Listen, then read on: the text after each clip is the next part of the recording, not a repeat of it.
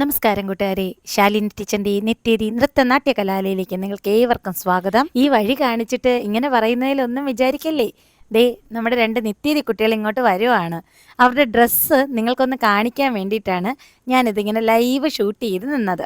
ഇന്നത്തെ ഒരു ഷൂട്ടിനായിട്ട് കൈലിയും ബ്ലൗസും തോർത്തും ഒക്കെ കൊടുത്ത് അർജന്റായിട്ട് വരേണ്ടി വന്നപ്പോൾ നമ്മുടെ നിത്യതി ജനമോളും അഭിരാമി മോളും എന്താ കണ്ടോ, കൈലിയും ബ്ലൗസും തോർത്തും ഒക്കെ കൊടുത്ത് ഇങ്ങ് വന്ന് ഡ്രസ് ചേഞ്ചിന് സമയമില്ലാത്തതുകൊണ്ട് വർക്കലയിന്നേ 2 വീലറിൽ ഇങ്ങ് വന്നു.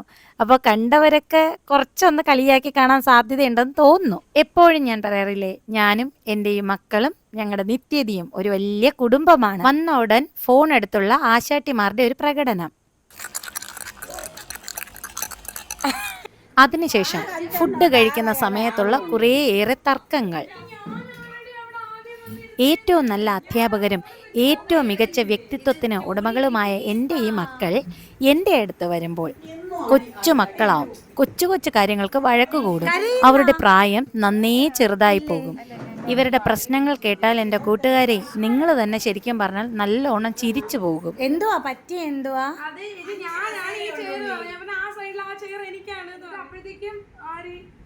അനാമിക മോള് അവൾ ചെയ്ത കാര്യം എന്നോട് പറഞ്ഞങ്ങ് സ്ഥാപിക്കുകയാണ്.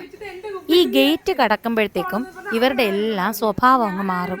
അപ്പോൾ മാത്രമാണ് അല്പം പക്വത ഉണ്ടാകുന്നത്.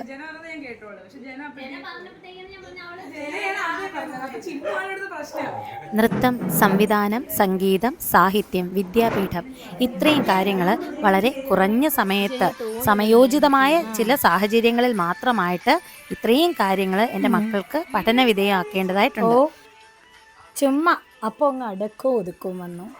പരിമിതമായ കുറച്ച് സാഹചര്യങ്ങളിലാണ് അതിനൊപ്പം തന്നെ നമ്മുടെ ഷൂട്ടും അതിൻ്റെ കൊറിയോഗ്രാഫിയും ഒക്കെ ചെയ്യുന്നത്. നമ്മുടെ ജനമോള് ഒരു കവിത എഴുതുന്നതിൻ്റെ തത്രപ്പാടിലാണ് കേട്ടോ.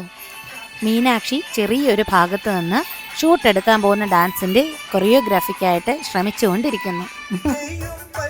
ഈ ഒരു ചെറിയ മ്യൂസിക് സിസ്റ്റമോ ബ്ലൂടൂത്ത് സ്പീക്കറോ ഇവിടെ മുന്നിൽ തന്നെ വെച്ച് ഞങ്ങളുടെ കാറും ഒക്കെ ഇട്ടിരിക്കുന്ന ഈ ഒരു ഭാഗത്തായിട്ട് തന്നെയാണ് മുൻവശത്ത് നമ്മുടെ ഷൂട്ട് ചെയ്യുന്നത്. ഇവിടെ വീട്ടിലാവുമ്പോഴത്തേക്കും എല്ലാ കാര്യങ്ങളും എനിക്ക് കൃത്യമായിട്ട് ചെയ്തെടുക്കാൻ കഴിയും.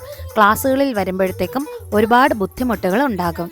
ഇപ്പം ഇറങ്ങിപ്പോയത് നമ്മുടെ റോസി മോളാണ് കേട്ടോ. ഈ ഭാഗത്തായിട്ടാണ് കുട്ടികളുടെ ധ്യാനം. ഇത് ഓൺലൈൻ ക്ലാസ്സിനായിട്ട് വെച്ചിരിക്കുന്ന ട്രൈപോഡുകൾ. നമ്മുടെ സിദ്ധിദാത്രിയെ ദേ നമ്മുടെ മീനാക്ഷി കുട്ടി കൂളായിട്ട് എടുത്തോണ്ട് പോകുന്നു.